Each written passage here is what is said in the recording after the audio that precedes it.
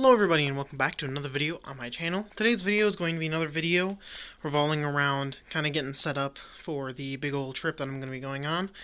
And today's video is going to be a little bit of something that I think many people would find useful if they're going on a trip to somewhere for like multiple weeks like I am, and they don't really, or they need someone to look after their animals, stuff like that. So I'm just kind of going to show off what I did in order to prepare for my trip. And I think it might be useful for at least someone. I'm sure someone will find this useful, so just take this as like, I guess kind of like a setup video for the actual trip itself. I know 2 different trip videos in a row is kind of annoying, but I mean, I think it would be useful for someone to know at least. Tip number 1 is going to be finding someone to look after your animals. As you can see, or actually I don't know if I showed it, but I ended up moving my 2 Lisiodora out from this area here and down here, and I actually ended up giving them to a friend to look after while I'm gone. Now they're the only tarantulas in my room that I've done this. Of course I have the rescues still in here, just chilling. My scorpions and the Brazilian black that I don't show off a lot, and the GBB that I got recently, and my cobalt blue. But those 2 in particular were the main ones that I was worried about because they need, hydration, they need moist soil and all that. It's always good to know people in your life that will be, able to take care of animals or be able to take animals for the time that you are going to be gone. Of course, I was able to do that, luckily. But for those of you who cannot do that, they should be fine, at least when it comes to tarantulas and stuff like that. But not a lot of you guys, I'm assuming, do not keep tarantulas, so, I mean, that's kind of useless information for you guys. But for ants, I can get something going on for ants. First thing that I ended up actually doing is writing up a kind of like a little bit of a list in order to, for people to actually read. My cat's meowing at me. Pretty much just telling you what to like do, how to prepare the food, feeding the colonies, and I actually ended up making little keys here for the person who's going to be taking care of my ants, because they don't keep ants themselves. So they're going to need to know what colonies are going to be a little bit more dangerous than the others, just for their own safety. Also, to make this person actually, know what colony is what, I did end up actually just getting, like, the names of them, the amount of crickets that they take, the warnings on them, and their names, all put onto their nests here.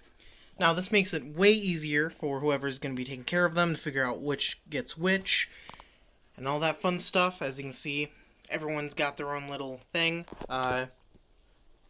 This way that it's going to be easy for them to figure out what to feed what, and, how much to feed, what they are, stuff like that. Now, I know that many of you guys may actually not have someone to look after your ants and animals and all that, and with that, I think, especially with ants, there's one thing that is going to be majorly crucial when it comes to feeding the ants.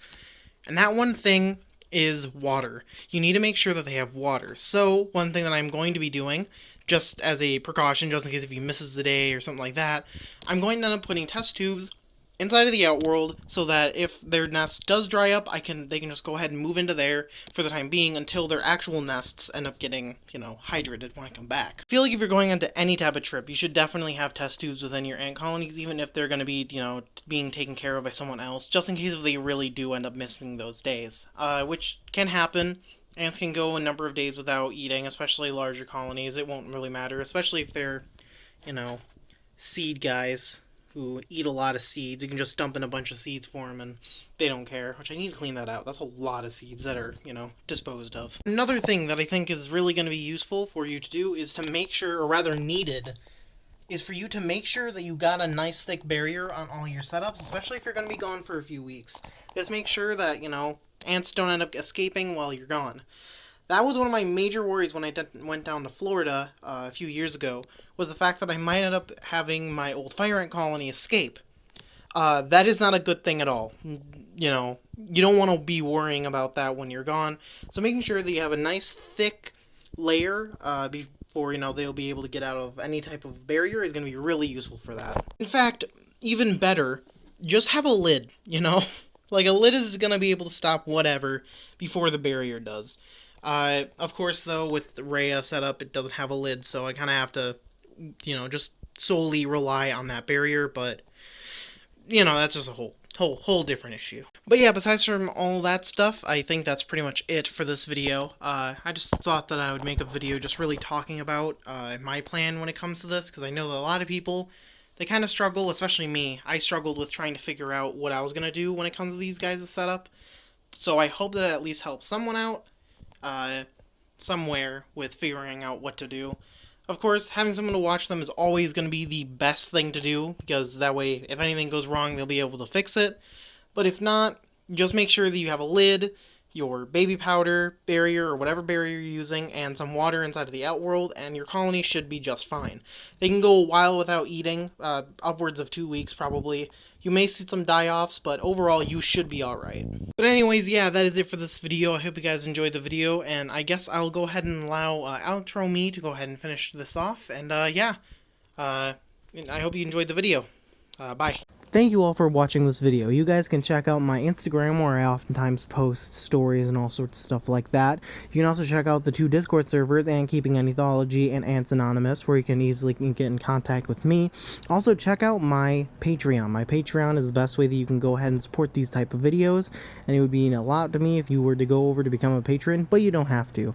Anyways, thank you for watching this video, and I hope to see you guys in the next video. Bye.